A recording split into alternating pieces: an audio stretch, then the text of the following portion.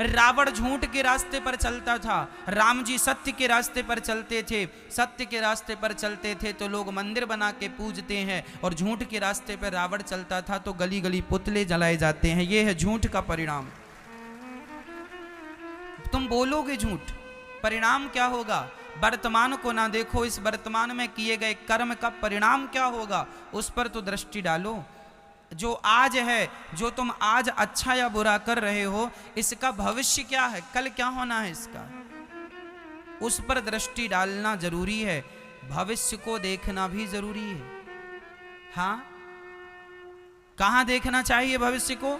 रावण ने यदि ये सोचा होता कि मेरे जैसा पंडित, मेरे जैसा ज्ञानी, यदि मेरे जैसा ज्ञानी सीता को चुराएगा तो समाज में संदेश क्या जाएगा, मैसेज क्या जाएगा? रावण ने यदि इस बात पे थोड़ा सा विचार किया होता तो शायद रावण ये गलती ना करता, शायद रावण के पुतले ना जलाए जाते। आप कोई भी काम करने के पहले एक बार आने वाले भविष्य को जरूर झांक कर देखिएगा। कहीं लोग आपको आने वाले भविष्य में गालियां तो नहीं देंगे? ओसामा नाम का एक व्यक्ति था जो मारा गया, लादेन। उसने कितना अपराध किया, कितने निर्दोष लोगों को मारा। क्या हुआ? आज तक लोग उसे गालियां देते हैं, आज तक उसके नाम पर किसी ने आंसू नहीं बहाए होंगे। देखो, मरना तो सबको है मेरी माँ, आपको भी मरना है, मुझे भी मरना है। अब निर्णय ये करना है कि झूठ बोल के मरना है कि सत्य बोल के मरना है, रावण बन के मरना है कि राम बन के जाना है, ये आपका निर्णय है। आप देख लीजिए। इसलिए गलत मार्ग ना अपनाइएगा, वह आपके लिए बहुत हानिकारक है। अच्छा तो लगता है, खुजली जब होती है खुजलाने में बड़ा अच्छा लगता है, बहुत अच्छा लगता है, लेकिन जो उसकी जलन होती है ना खुजलाने के बाद, वो बड़ी दर्दनाक होती है। ऐसे झूठ भी खुजली की तरह, झूठ बोलने बड़ा मजा आता है, हाँ बड़ा मजा आ गया, बहुत पैसे मिल गए, बहुत कमा लिया, बहुत बड़े आदमी बन गए, लेकिन उसका जो रिएक्शन होगा, जो उसकी जलन होगी, असहनीय वेदना होगी, असहनीय दर्द होगा। इसलिए जीवन में कभी भी गलत रास्ते पर ना चलना। बच्चों को यही सिखाओ बचपन से, बेटा नमक रोटी खा लेना पर सत्य की ही रोटियां खाना। झूठ के हलवा पूड़ी से अच्छा है सत्य की नमक रोटी खाएं। वह सत्य की नमक रोटी ना जल्दी हजम हो जाती है, चूरन नहीं खाना पड़ता। और पाप की रोटियां खाने के बाद चूरन खाओ तो भी हजम नहीं होती, पेट गुड़गुड़ गुड़गुड़ करता रहता है। ना तो रात को नींद आएगी, ना तो चैन मिलेगा। आप आलीशान बंगला बनवा लीजिएगा, झूठ बोल करके, पाप करके रह लीजिए, उस बंगले में शांति नहीं मिलेगी। रावण सोने की लंका में रहता था, शांति नहीं मिली। जबकि रावण जिस लंका में रहता था वह लंका किसने बनवाई थी आपको पता है? वह लंका भगवान शंकर ने बनवाई थी। किसके लिए बनवाई थी? अपने लिए। पार्वती ने कहा कि पहाड़ में रहते रहते बहुत दिन हो गए, थोड़ा सा सबने घर बनवा लिया, हाँ सब सेटल हो गए, थोड़ा आप भी घर बर बनवा लीजिए, हम लोग भी वहाँ थोड़ा अच्छे से रहें, परिवार की तरह लगे कि हाँ हम लोग भी अच्छे से रहते हैं, यहाँ पहाड़ में पड़े रहते हो। शंकर जी ने कहा पार्वती की इच्छा है तो एक बढ़िया सा घर बनवाते हैं। ओ शंकर जी ने कृपा की और सोने की लंका बनवा दी शंकर जी ने। और गृह प्रवेश, अब घर बनाया तो गृह प्रवेश के लिए पंडित जी, तो शंकर जी बोले इस समय बढ़िया पंडित जी रावण ही हैं। रावण को बुलाया, आओ पंडित जी जरा गृह प्रवेश कराओ। तो रावण ने गृह प्रवेश कराया। शंकर जी ने कहा बताओ दक्षिणा में क्या चाहिए? लंका। रावण बोला ये लंका बड़ी अच्छी जो आपका घर है, आप क्या करेंगे, आप तो अवगढ़दानी है, आप जहां रहते थे वहीं रहिए, ये हमें दे दीजिए। पार्वती ने बोला हे भगवान कैसा पंडित है, गृह प्रवेश में घर ही मांग लिया। तो माता पार्वती, शंकर जी बोले अब तो दे दिया हमने। पार्वती से कहा चलो वहीं जहां थे। पार्वती जी ने श्राप दे दिया, मूर्ख इतना लालची है तू, जा दूसरों के घर में कब्जा करता है, रहेगा जरूर इस लंका में पर तुझे शांति नहीं मिलेगी। जिस दिन से रावण लंका में शिफ्ट हुआ अपना सामान लेकर, उस दिन से रावण उस लंका में सुखी नहीं रहा। आपको क्या लगता है दूसरों की संपत्ति हड़प लेने से सुख मिल जाएगा? आजकल तो छोटा भाई बड़े भाई की हड़प लेता है, बड़ा भाई छोटे भाई की संपत्ति हड़प लेता है। आज तो भाई भी हड़प लेता है। अच्छा, आप लोगों को क्या लगता है दूसरों की हड़प लेंगे तो मजा आ जाएगा, बड़े आदमी हो जाएंगे, इज्जत बढ़ जाएगी? क्यों ये नहीं सोचते कि तुमको ईश्वर हर पल देख रहे हैं? परमात्मा की दृष्टि से कोई नहीं बचा, लाख आंख से देख रहा है तुझे देखने वाला। सच की खेती कर ले चतुर नर, समय गुजरता जाता, मेरे मालिक की दुकान में सब लोगों का खाता। सबका हिसाब किताब खाता वही वहां है। तुमने कितना अच्छा और कितना बुरा किया है, इसलिए बुरा ना करना किसी के साथ, भाई के साथ भी ना करना, जमाने के साथ भी, दुश्मन के साथ भी बुरा ना करना, ईमानदारी से। हमारे यहाँ तो दुश्मनी भी ईमानदारी से निभाई जाती है। छाती पे वार तो करना, पीठ पे प्रहार ना करना। हमारे यहाँ दुश्मनी भी ईमानदारी से निभाई जाती है। नहीं, हाँ या ना? बोलो हाँ या ना। हमारे यहाँ दुश्मनी भी ईमानदारी से निभाई जाती है, दुश्मनी में भी सत्यता होती है। हमारे यहाँ लोग कहते हैं दुश्मन के पीठ पर वार नहीं करना है, छाती पे सामने से बता के मैं आ रहा हूं। पाप तो यहां भी है यदि पीठ पर वार कर दिया। इसलिए मनुष्य का धर्म है परोपकार करना, सत्य बोलना। इस रास्ते से कभी हिलिएगा मत। सत्य के लिए ये भारत कौन सी धरती है जरा सुनिएगा। सत्य के लिए हम लोग बिक जाने वाले लोग हैं। राजा हरिश्चंद्र बाजार में बिक जाते हैं, राजा हरिश्चंद्र की पत्नी तारा बाजार में बिक जाती है, हरिश्चंद्र का बेटा बाजार में रोहित नाम का बिक जाता है, लेकिन अपने सत्य को नहीं छोड़ता। ये भारत की धरती है जहां अपने आप को बेच दिया जाता है, लेकिन उस हाल में भी सत्य को नहीं छोड़ा जाता। राजा हरिश्चंद्र ने अपनी पत्नी को बेच दिया, अपने आप को बेच दिया। किसके लिए? सत्य के लिए। मोरध्वज नाम के एक राजा थे, उन्होंने अपने बच्चे को आरे से चीर कर दान दिया था। सत्य कितनी बड़ी चीज है शायद आप नहीं जानते। गोस्वामी जी लिख रहे हैं, सत्य बराबर तप नहीं, झूठ बराबर पाप। सबसे बड़ा पाप क्या है? झूठ बोलना। और आज लोग झूठ ही बोल रहे हैं। एक राजा थे, उनका नाम था मोरध्वज। यह द्वापर युग के अंत की बात है। जब द्वापर युग में महाभारत का युद्ध हो गया, धर्मराज युधिष्ठिर राजा बन गए और राजा बन के उन्होंने प्रजा को खूब भंडारा किया, भोजन प्रसादी कराया, लंगर चलाया, यज्ञ किया, सबको संतुष्ट किया दान दक्षिणा देकर। तब अहंकार से अर्जुन ने अंगड़ाई लेते हुए श्री कृष्ण से कहा, श्याम सुंदर बताओ कैसे धरती में हमारे भाई से बड़ा कोई दानी है? क्या हमारे भैया धर्मराज युधिष्ठिर से बड़ा कोई दानी दूसरा है? बड़ी अहंकार से ये बात अर्जुन कह रहे हैं। भगवान मुस्कुरा दिए।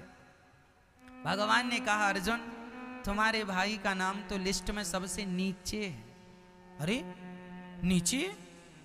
तो जरा हमें लिस्ट चेक कराओ, सबसे ऊपर किसका नाम है? भगवान ने कहा, लिस्ट चेक ना करो, हमारे भक्तों का हिसाब किताब हमारे पास रहता है। तुम्हारा भाई तो अभी बहुत छोटा है, दानियों के नाम पर छोटा। अच्छा, तो बड़ा कौन है? जिद कर ली अर्जुन ने, हमें बताओ कि सबसे बड़ा दानी कौन है। भगवान ने अपनी लिस्ट पकड़ा दी, देखा तो सबसे ऊपर नाम था मोरध्वज का। इस दुनिया में बड़े बड़े दानी हुए हैं मेरी माँ। उन दानियों में दानवीर कर्ण भी हैं, दानवीर हरिश्चंद्र भी हैं, लेकिन इन सबके दान से श्रेष्ठ दान मोरध्वज का दान है। ये मोरध्वज ने आखिर क्या दान कर दिया? चर्चा लंबी है। जब अर्जुन ने देखा कि मोरध्वज नाम का व्यक्ति है, उसका नाम, अर्जुन ने कहा, महाराज मैंने तो इस आदमी का नाम भी नहीं सुना।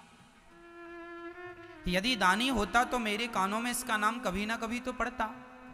भगवान बोले, ये दानी जरा गुप्त में रहता है, छिपा करके देता है।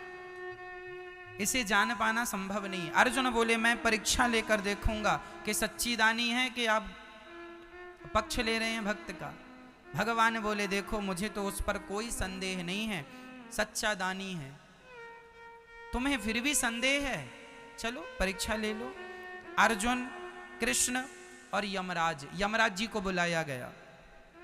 अर्जुन और कृष्ण ने ब्राह्मण का रूप बनाया, यमराज को शेर का रूप बना दिया। शेर बन गए, बूढ़ा सा शेर बन गए यमराज जी। अर्जुन और श्री कृष्ण पंडित जी बन के गए। भिक्षाम देही, भिक्षाम देही, मोर ध्वज के दरवाजे में जाकर भिक्षा जब भिक्षा मांगी, मोर ध्वज निकल के आए। ब्राह्मण देवता आए हैं, देखो घर में ब्राह्मण आए तो बड़ा सम्मान किया करो, बड़ा आदर किया करो, ना जाने किस रूप में नारायण मिल जाए, है ना। सम्मान किया मोर ध्वज ने, चरणों को पखारा, चरणों को धोए, चरणों को धोकर बिठाया, आरती उतारी, पूजा की। और मोर ध्वज ने कहा महाराज ये बताइए आपका आगमन क्यों हुआ है, मैं आपकी क्या मदद करूं, क्या सेवा करूं, बताइए। ब्राह्मणों ने कहा राजन आज हमने सुना है तुम बहुत बड़े दानी हो। अच्छा, मोर ध्वज का नियम था कि पहले जब तक किसी को दे नहीं देते थे तब तक वह अन्न भी ग्रहण, जल भी ग्रहण नहीं करते थे, दान देकर ही वह कुछ खाते और पीते थे। आज ब्राह्मण आए हैं, क्या देना चाहिए, जो आप मांग लेंगे सो दे देंगे। अच्छा, तो फिर एक काम कीजिए ना।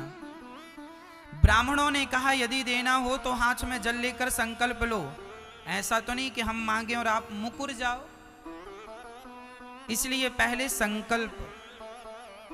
अच्छा, मोर ध्वज ने कहा जो मैं कह देता हूं वह करता हूं, प्राण जाए पर वचन न जाए। आपको फिर भी यकीन नहीं है तो एक काम कीजिए, ये रहा संकल्प। हाथ में जल लेकर के संकल्प कर दिया, जो आप कहेंगे मैं दूंगा। संकल्प छूट गया। अब ब्राह्मणों ने कहा मोर ध्वज आपने संकल्प दे दिया है, जो मांगूंगा दोगे। मोर ध्वज ने कहा मेरा शीश मांग लोगे, शीश दे दूंगा, राज्य मांग लोगे, राज्य दे दूंगा, जो मांगो दे दूंगा। ब्राह्मणों ने कहा ना तेरा शीश चाहिए ना तेरा राज्य चाहिए, फिर क्या चाहिए।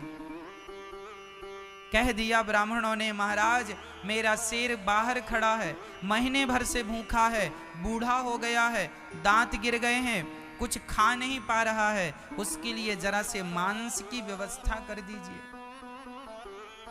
मांस दे दीजिए।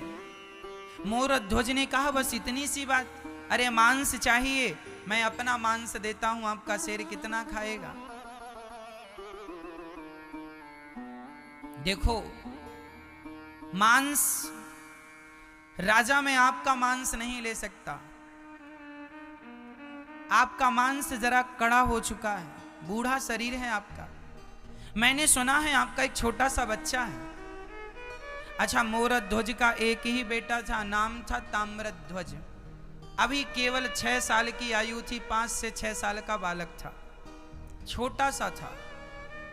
बहुत पूजा पाठ करने के बाद, बहुत प्रार्थनाएं करने के बाद विधाता ने यह बेटा दिया था। ब्राह्मण कह रहे हैं कि आप अपने बेटे का मांस हमारे शेर को डालो, शेर बूढ़ा हो गया है, दांत टूट गए हैं, तो वह कड़ा मांस नहीं खाता, बच्चों का मांस जरा कोमल होता है, तो बच्चे का मांस दीजिए। पर शर्त एक और है। क्या शर्त है? बोले हमारे शेर के दांत नहीं है तो वह मांस फाड़ नहीं सकता, तो आपको ही अपने बच्चे के टुकड़े टुकड़े करने होंगे, आपको बच्चे को फाड़ कर देना होगा, क्योंकि वो तो फाड़ नहीं सकता, उसके तो दांत टूटे हैं। अब तो मोर ध्वज के पांव के नीचे से जमीन खिसक गई, परंतु वचन दिया था। मोर ध्वज के सामने सबसे बड़ा संकट यह था कि यदि मैं बेटे को जबरदस्ती पकड़कर मार डालता हूं तो बाल हत्या लगेगी, किसी को भी मारना हत्या है। यदि मैं बच्चे को मार देता हूं तो हत्या लगेगी, और नहीं देता तो जो मैंने वचन दिया है वचन मिथ्या हो जाएगा। धर्म संकट में पड़ गए मोर ध्वज। तभी उनका वह नन्हा सा बालक 5 वर्ष का दौड़ा दौड़ा आया पिताजी मैंने सब सुन लिया, आप यही सोच रहे हैं ना कि मेरी मर्जी है या नहीं? पिताजी ये लो मैं खड़ा हो गया। अरे वह पुत्र कैसा जो अपने पिता के धर्म को ना बचाए। यदि मेरे द्वारा आपका धर्म बचता है, पुत्र के द्वारा पिता का धर्म बचता है, तो यही पुत्र का धर्म है कि वह पिता का धर्म बचाए, इसीलिए उसका जन्म होता है। मैं आपके धर्म की रक्षा के लिए मैं अपने प्राणों का बलिदान दे सकता हूं पिताजी, आपका वचन मिथ्या ना हो। यदि आज आपका वचन टूट गया तो आपका धर्म चला जाएगा, और बेटे के रहते बाप का धर्म चला गया तो बेटे का होना व्यर्थ है। अरे पिता के धर्म की रक्षा पुत्र ना करेगा तो कौन करेगा? बेटा खड़ा हो गया, आरे की व्यवस्था की गई। जब रानी को पता चला मोरध्वज की पत्नी को कि बच्चे को आरे से चीरना है, आरा जो लकड़ी को चीरता है आरा, ताम्रध्वज खड़ा है, एक तरफ रानी एक तरफ राजा। रानी के तो हाथ कांप रहे हैं, कौन सी मां होगी जो अपने बच्चे के शरीर में आरा चलाएगी? मां थर थर कांपने लगी, रोने लगी, बच्चे को हृदय से लगा लिया, चूमने लगी, गालों को माथे को चूम कर हृदय से लगा लिया। बेटा ये क्या हो रहा है? तब ब्राह्मणों ने कहा देखो देवी, समय कम है, शेर भूखा है, जल्दी से आरा चलाओ। यदि तुम अब आंसू बहाओगी तो हम यहां से चले जाएंगे, और हम चले गए तो इनका दिया हुआ वचन मिथ्या हो जाएगा। इनका सत्य आज तक टूटा नहीं, इनका वचन आज तक टूटा नहीं, और यदि आप आंसू बहाओगी तो कहीं आपके आंसुओं के कारण आज इनका वचन टूट ना जाए, मोरध्वज का वचन ना टूट जाए। रानी ने अपनी आंखों के आंसू पोंछे, बेटे को बीच में खड़ा किया।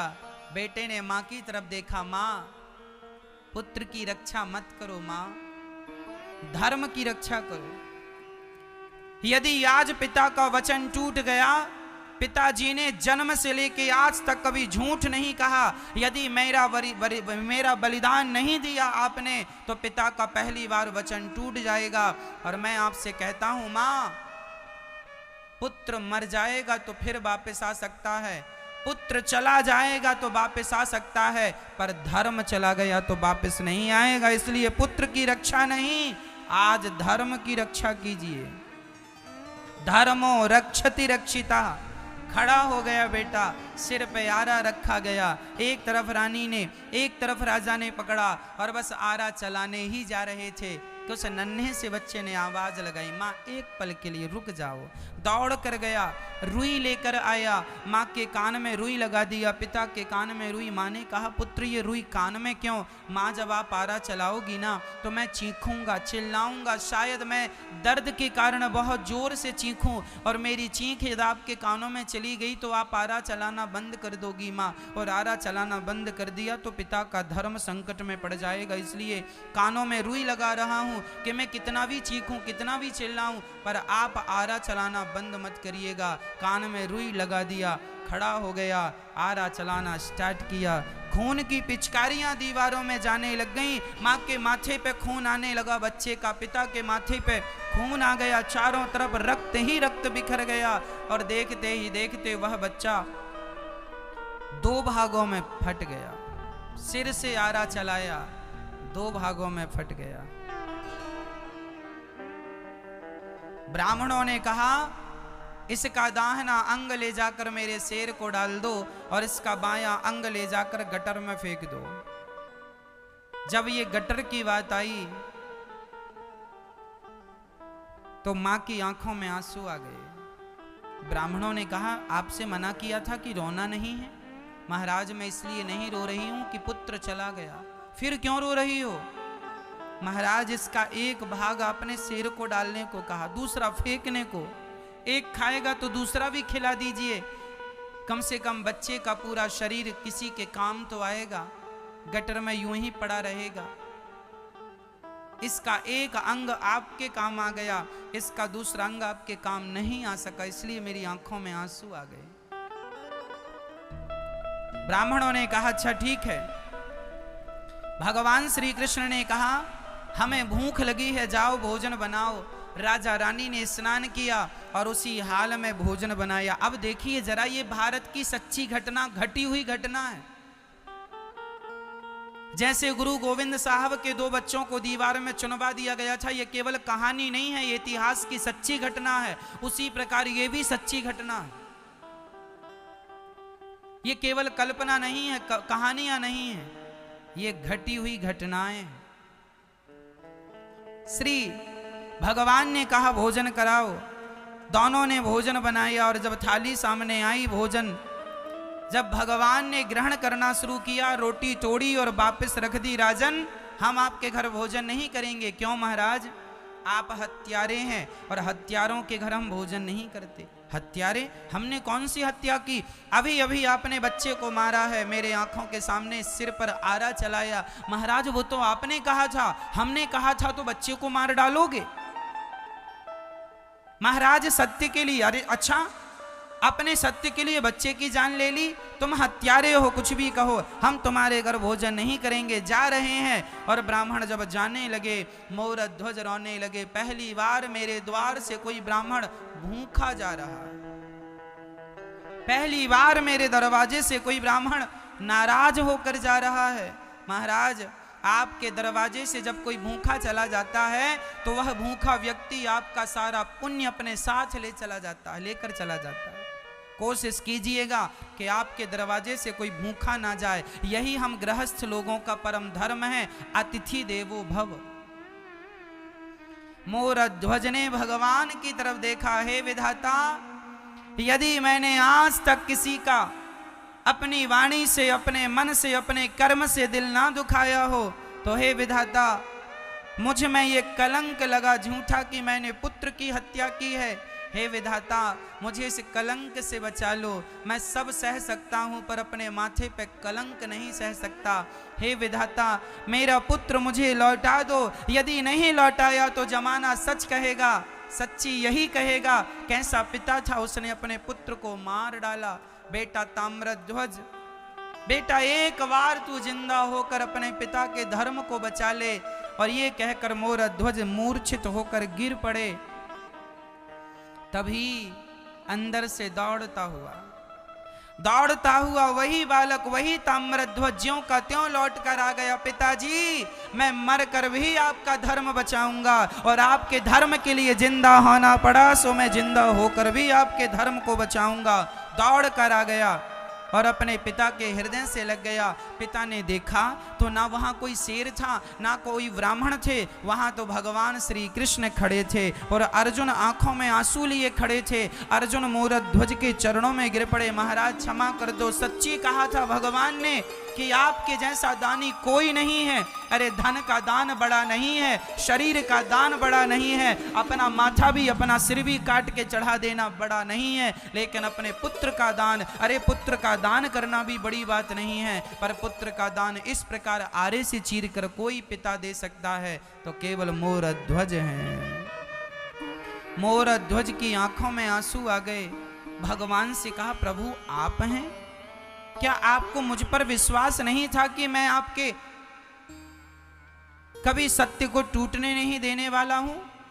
भगवान ने मुस्कुराते हुए कहा, मोरध्वज, यदि मैं जमाने से कहता कि तू सबसे बड़ा दानी है, तुझे कोई दानी नहीं स्वीकार करता, पर आज तूने सिद्ध करके बता दिया कि तेरे जैसा दानी ना भूतो ना भविष्यति, ना हुआ था ना कभी होगा। इसलिए मोरध्वज का नाम दानियों में सर्वश्रेष्ठ दानियों की लिस्ट में इनका नाम अपने बच्चे को वारे से चीर कर दे दिया, लेकिन धर्म को नहीं जाने दिया, सत्य को नहीं जाने दिया।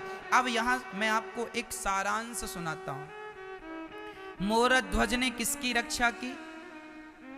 धर्म की। मोरध्वज ने किसकी रक्षा की? और धर्म की रक्षा जब उन्होंने की तो उनका मरा हुआ बेटा जिंदा हो गया कि नहीं? मरे हुए बेटे को जिंदा किसने किया? जब आप धर्म की रक्षा करते हैं तो वही धर्म जिसकी आपने रक्षा की, वही धर्म आपकी भी रक्षा करता है। धर्मो रक्षति रक्षिता। यदि आप धर्म की रक्षा नहीं करेंगे तो धर्म भी आपकी रक्षा नहीं करेगा। सत्य की रक्षा आप करेंगे तो सत्य भी आपकी रक्षा करेगा। इसलिए सत्य के रास्ते पर चलना है। ये भारत वही भारत है, ये मिट्टी वही मिट्टी है जहां सत्य के लिए मर गए, मिट गए, लेकिन सत्य को नहीं जाने दिया। इसलिए प्रार्थना करता हूं 1000, 2000, लाख, 2 लाख, 10 लाख के लिए झूठ ना बोला करो। 10 लाख भी तुम झूठ बोल के कमा लोगे तो 10 लाख 10 दिन में खत्म हो जाएगा, लेकिन जो झूठ बोल के 10 लाख कमाया है वो 10 जन्मों में भी खत्म होने वाला नहीं। वह झूठ का परिणाम मिलेगा और वह दंड भोगना पड़ेगा। पैसे खत्म हो जाते हैं मां, पर पाप खत्म नहीं होता। पापों का दंड तो हमें भोगना ही पड़ता है। बच्चों को सिखाइए कि वह झूठ ना बोला करें, असत्य ना बोला करें, सदा सत्य का सहारा लिया करें, आश्रित सत्य का आसरा लिया करें। सत्य की शरण में जो रहता है, सत्य कौन? ब्रह्म सत्यम। सत्य मीन्स ईश्वर। जो सत्य की शरण में है वही भगवान की शरण में है, जो सत्य की शरण में नहीं वह भगवान की शरण में भी नहीं। सत्य मीन्स ईश्वर, सत्य मीन्स कृष्ण। कृष्ण ही सत्य है। तो आप सत्य बोलते हैं मतलब आप कृष्ण का आश्रय लिए हैं। मनुष्य का धर्म है सत्य बोलना। अच्छा, भागवत जी का यह प्रश्न भी है कि ईश्वर सगुण है या निर्गुण है? अच्छा बताओ, भगवान सगुण साकार हैं या निर्गुण निराकार हैं? मैया जी, ओ मैया बताइए, भगवान सगुण साकार हैं या निर्गुण निराकार हैं? क्या है? जोर से बोलिए। भगवान साकार हैं कि निराकार हैं? बोलो, जोर से बोलो मेरी मां। भगवान साकार भी हैं और निराकार भी हैं। वह साकार भी और अब आप कहेंगे दोनों कैसे? बताओ, पानी साकार होता है या निराकार होता है? जिसका कोई आकार हो उसे साकार कहते हैं, जिसका कोई आकार ना हो उसे निराकार कहते हैं। तो बताइए, पानी साकार है या निराकार है? सगुण है या निर्गुण है? साकार बोलो। पानी क्या है? साकार या निराकार, ये बताओ।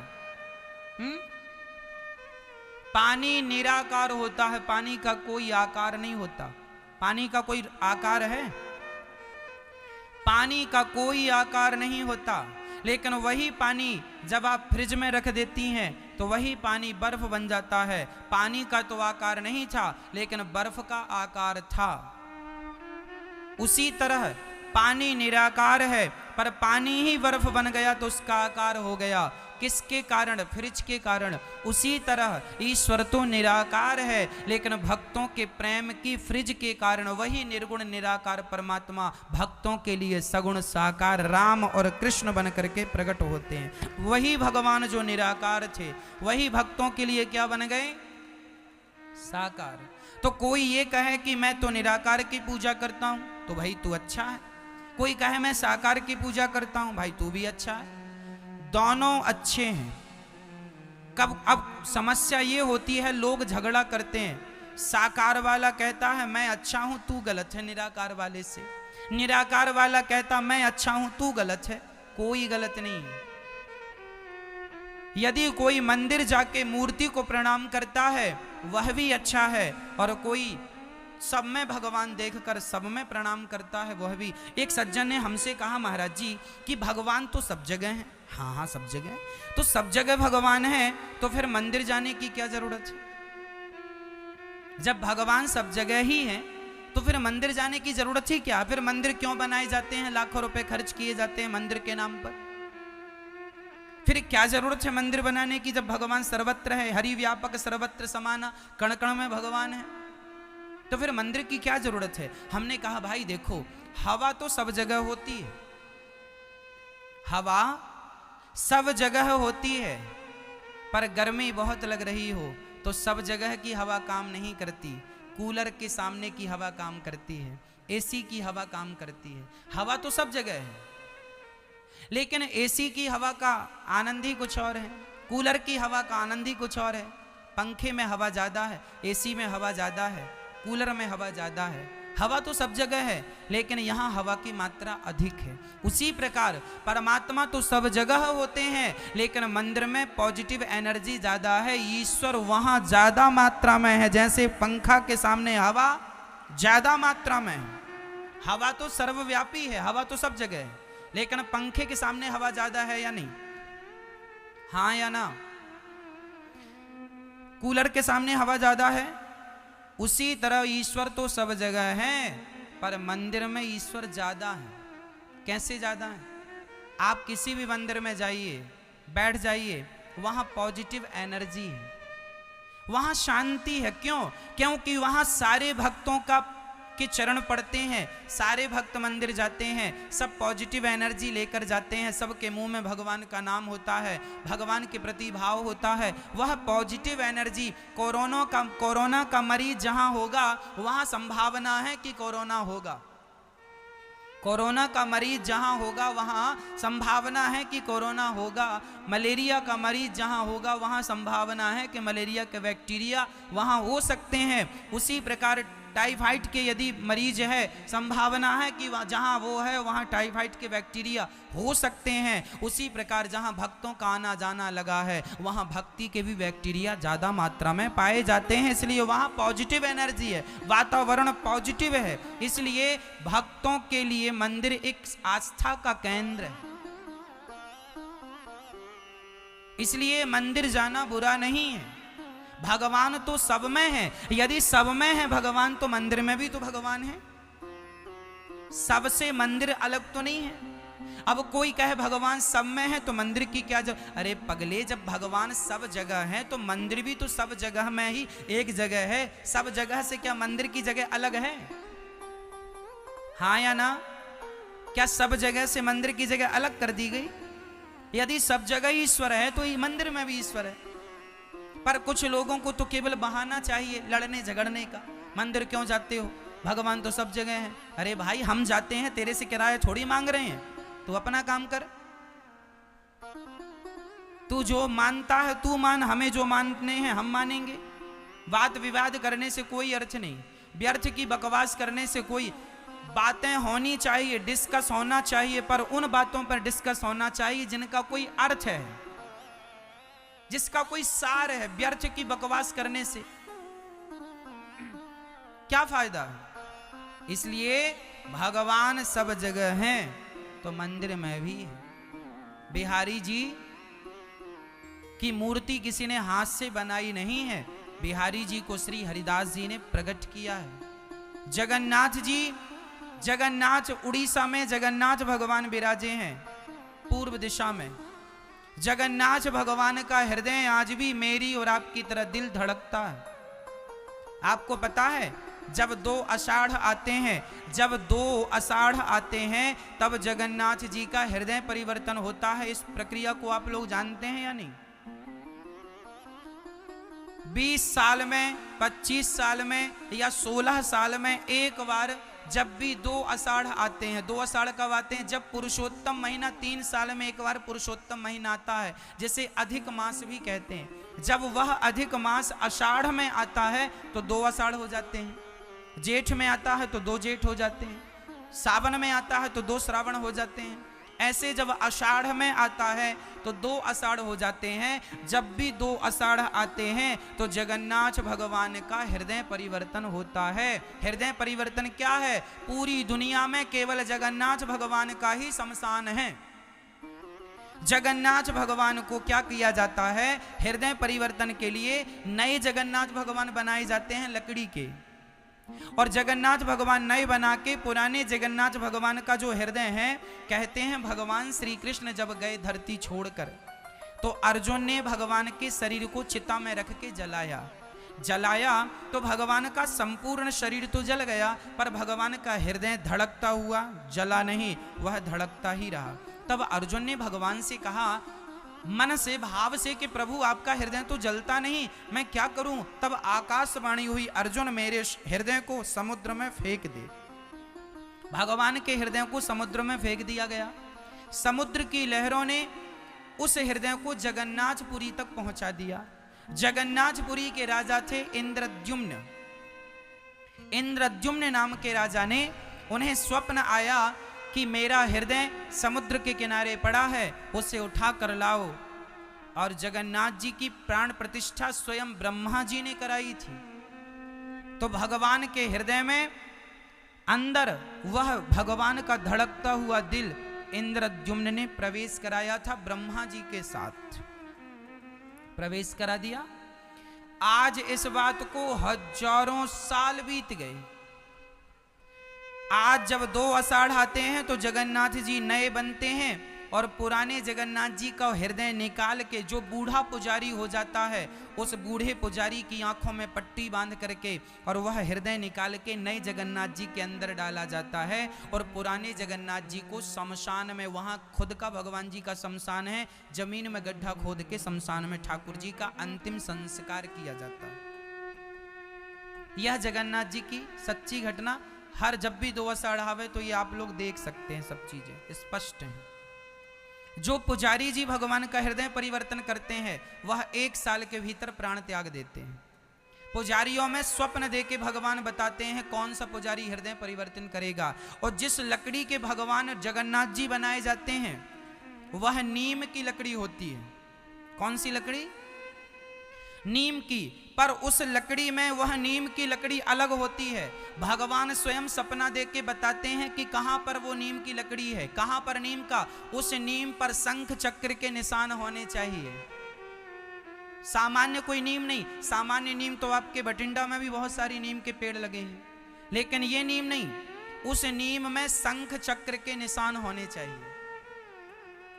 यूट्यूब पर ये भी आज आप देख सकते हैं, और हजारों नहीं लाखों की संख्या में लोग जाते हैं। भगवान सपना देके बताते हैं कि मैं कहां पर हूं, कौन सी नीम किस गांव के किस क्षेत्र में है, वहां शंख चक्र दिखते हैं। तब सोने की कुल्हाड़ी से उस नीम को काटा जाता है और वहां से उस लकड़ी को घसीट कर सभी भक्त कीर्तन करते हुए लाते हैं जगन्नाथपुरी में। और वहां पर एक स्थान पर फिर भगवान बनते हैं। वहां पर पुराने भगवान का अंतिम संस्कार, नए भगवान की स्थापना होती।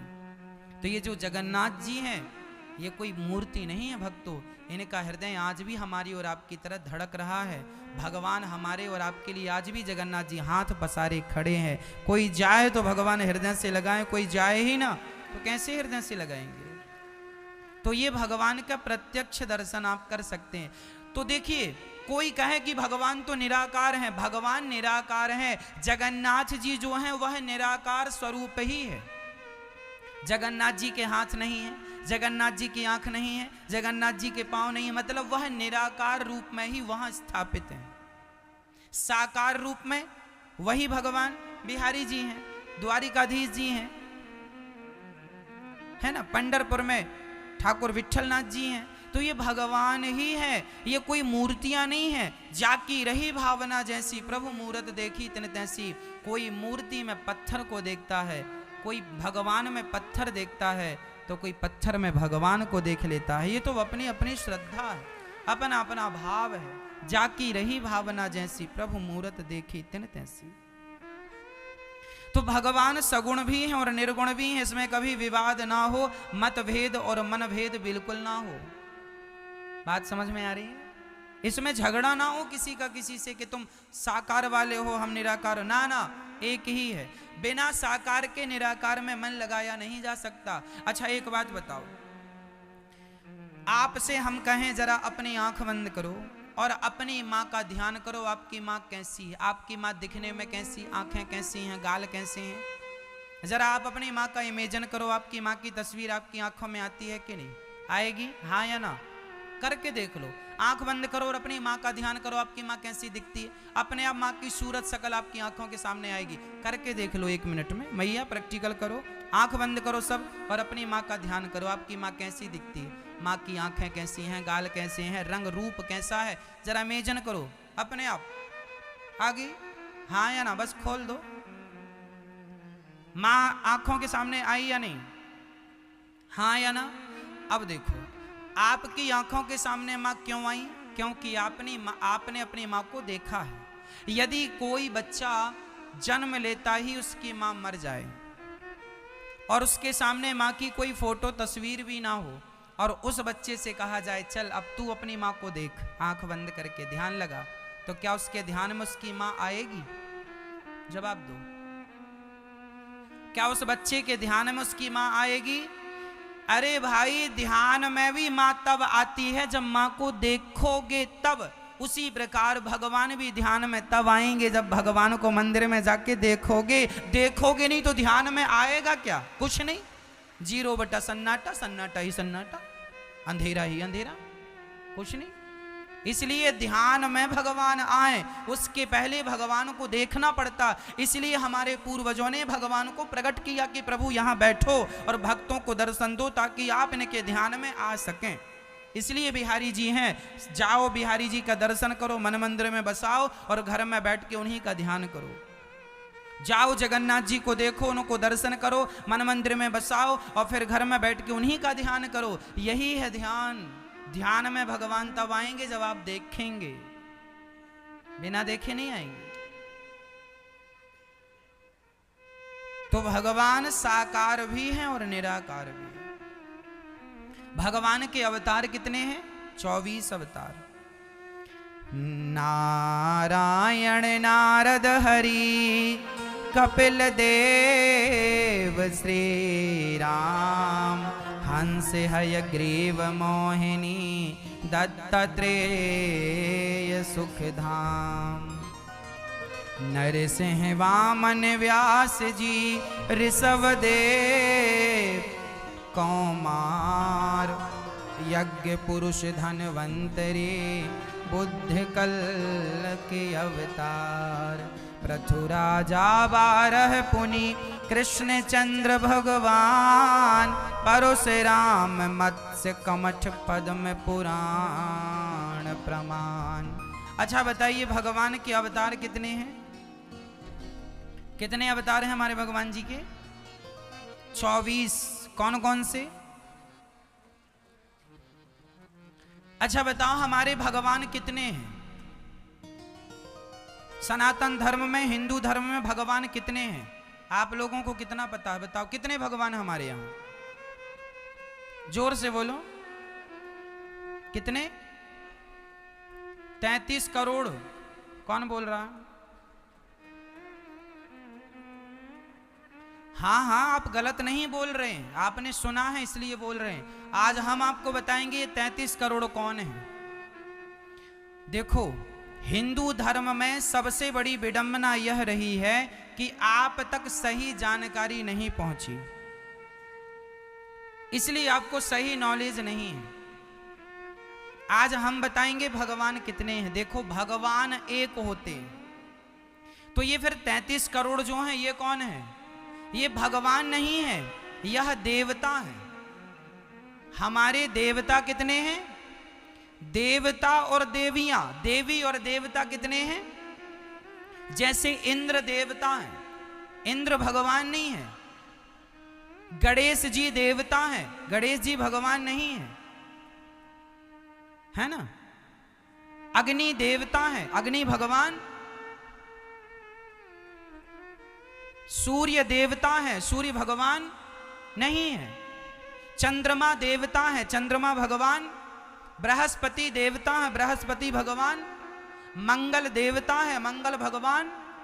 हाँ, तो जो 33 करोड़ हैं, यह 33 करोड़ हमारे सनातन धर्म के देवता हैं, देवी और देवता, है ना। अब आते हैं भगवान पर। भगवान कितने हैं? देवी देवता तो 33 करोड़ हैं, बाकी भगवान एक ही हैं। भगवान एक कौन? वह एक का नाम बता दो आप। एक कौन? वह एक है नारायण। वह नारायण ही विष्णु जी हैं, वह नारायण ही राम है, वह नारायण ही श्री कृष्ण है, वह नारायण ही श्री वामन भगवान है, वह नारायण ही नरसिंह भगवान है, वह नारायण ही 24 अवतार में आए, जिनमें से हम राम और कृष्ण और नरसिंह और वामन भगवान नारायण यह एक ही है, इनमें कोई रत्ती भर भेद समझने की जरूरत नहीं है। यही नारायण जी जगन्नाथ भगवान के रूप में बैठे हैं, यही नारायण श्री कृष्ण वृंदावन में बिहारी जी राधा रमण जी के रूप में बैठे हैं, यही नारायण तिरुपति बालाजी रंगनाथ भगवान के रूप में बैठे हैं, यही है, इनके अतिरिक्त कुछ नहीं है। तो भगवान कितने हैं मेरी माँ? एको ब्रह्म द्वितीयो नास्ति, ईश्वर एक है, उस एक का नाम क्या है? भगवान नारायण। वह नारायण ही विष्णु है। भगवान नारायण ने 3 शक्तियां प्रकट की, ब्रह्मा विष्णु महेश। क्यों? काम के लिए, 3 काम। एक, ब्रह्मा जी सृष्टि उत्पन्न करेंगे, विष्णु जी पालन करेंगे और शिव जी संहार करेंगे। हेड पावर भगवान नारायण के पास है। यह तीनों काम करते हैं, बिना 3 के काम भी तो नहीं होता। आपके एसी में जब आप प्लग लगाते हैं तो उस प्लग में कितने होते हैं? वो 3। ये 3 वही है, ब्रह्मा विष्णु महेश। बिना 3 के तो तुम्हारा मोबाइल भी चार्ज नहीं होता, बिना 3 के तो एसी भी नहीं चलती, कूलर भी नहीं चलता। 3 मैन पावर। ऊपर जो मोटा सा रहता ना एसी में, वह भगवान विष्णु है।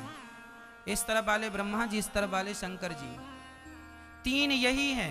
इन तीनों का हेड पावर कौन? भगवान नारायण। कोई आपसे कहे कि ब्रह्मा विष्णु महेश स्तुति कर रहे हैं, तो अब आप कहेंगे ब्रह्मा विष्णु महेश, ये तो स्वयं भगवान, ये किन की स्तुति कर रहे हैं?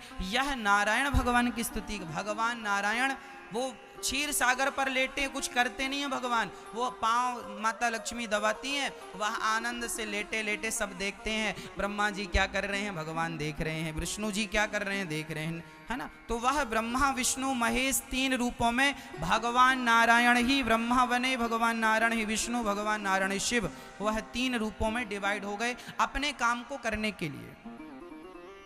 जैसे जैसे जैसे बहुत अच्छे उदाहरण से आपको समझाता हूं। जैसे लोहे को काटना है, तो लोहे को काटने के लिए क्या चाहिए?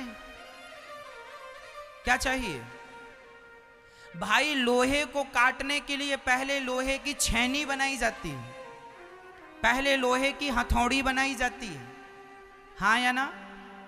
छेनी जानते हैं? जैसे आजकल तो देखो मशीन से लोहा कटने लगा, पहले छेनी से लोहा कटता था। लोहे कितनी बड़ी होती थी, उसको पकड़ के हथौड़ी मारते थे, लोहा कटता था। समझ में आ रही है बात?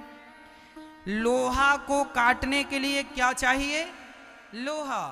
भगवान ही जैसे लोहा ही हथौड़ी बना, लोहा ही छेनी बना और लोहा ही कट रहा है, उसी तरह से वह भगवान नारायण ही ब्रह्मा बने, नारायण ही विष्णु बने, नारायण ही शिव है। इनमें हमें कभी रत्ती भर भेद नहीं समझना चाहिए। तो यह तीनों एक हैं।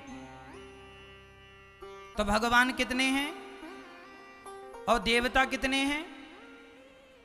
कोई आपसे कहे तुम्हारे भगवान तो 33 करोड़ हैं, उसको तुरंत नॉलेज दो, पागल। भगवान 33 करोड़ नहीं है, देवता 33 करोड़ है। देवी और देवता अलग हैं। भगवान देवी देवता कैसे हैं? मनुष्य जैसे। हम लोगों से थोड़ा वीआईपी देवता होते हैं, ज्यादा बढ़िया वाले हैं, है ना। वो वीआईपी हैं, मतलब हम जैसे ही हैं। कोई बहुत, आप लोग ही अच्छा पुण्य करेंगे तो आप भी देवता बन जाएंगे। तो देवी देवता भी भगवान के हाथ जोड़ के खड़े रहते हैं, हमारे और आपकी तरह। तो भगवान भगवान है, देवी देवता देवी देवता है। हाँ, तो भगवान के अवतार कितने हुए? 24। वह भगवान नारायण राम बनकर आ जाते हैं जब उनका मन करता है, कृष्ण बनकर आ जाते। जब देखते हैं कि मेरे बिना काम रुका पड़ा है तो राम बन के आ गए मर्यादा की स्थापना करने, वामन बन के आ गए, नरसिंह बन के आ गए। तो अनेक रूप रूपाया विष्णवे प्रभु विष्णवे। वह भगवान ही अनेक रूप में विभाजित हैं, वह एक ही। व्यास जी ने 17 पुराण लिख दिए पर उन्हें शांति का कोई अनुभव नहीं हुआ। तब नारद जी ने कहा, मैं दासी पुत्र था पर मैंने माँ की सेवा की। मेरे यहाँ कुछ संत पधारे और उनके आशीर्वाद से आज मैं ब्रह्मा का पुत्र नारद हूँ। 4 श्लोकों की भागवत नारद जी ने व्यास जी को सुनाई। आपने 17 पुराण लिखे, शांति इसलिए नहीं मिल रही क्योंकि अभी तक आपने श्रीमद् भागवत का निरूपण नहीं किया। अब भागवत का निरूपण व्यास जी ने किया महाभारत के युद्ध से। अच्छा, महाभारत का जो युद्ध है ना, बड़ा जटिल है। आज मैं आपको ये बताऊंगा कि महाभारत क्या रोका जा सकता था? बिल्कुल रोका जा सकता था। अच्छा बताओ, महाभारत किसकी गलती से हुआ? यदि ये गलतियां आप लोग भी करेंगे तो आपके घर में भी महाभारत की स्थिति उत्पन्न होगी। सावधान, इतिहास से हमें कुछ सीखना चाहिए। बताइए, महाभारत किसकी गलती से हुआ? किसकी गलती से? किसकी गलती? बहुत लोगों की थी, पर कुछ नाम हम आपको गिनाएंगे। पहली गलती महाभारत में, सबसे बड़ी गलती दुर्योधन की। क्या गलती थी? दुर्योधन दूसरों की संपत्ति पे कब्जा कर लेता था।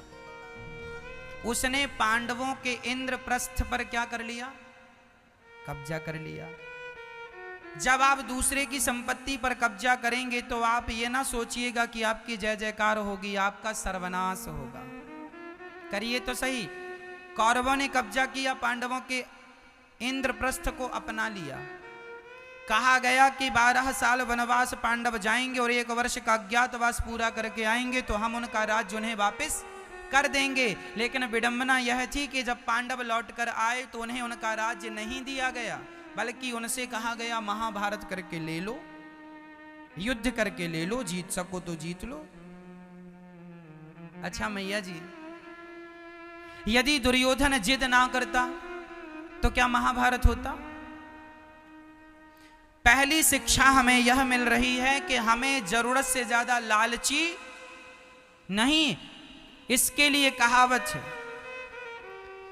मक्खी गुड़ में गड़ी रहे। मक्खी गुड़ में जाकर बैठती है। मना किया था गुड़ में ना बैठा कर, बैठ गई और गुड़ जरा बरसात के समय गीला हो गया और मक्खी बैठ गई और जरा से पंख में गुड़ लग गया, चिपक गई, पंख हिला डुला रही है, फंस गई। तो संत ने दोहा लिख दिया, मक्खी गुड़ में गड़ी रहे, पंख रहे लिपटाए, हाथ मले और सिर धुने, लालच बुरी बला।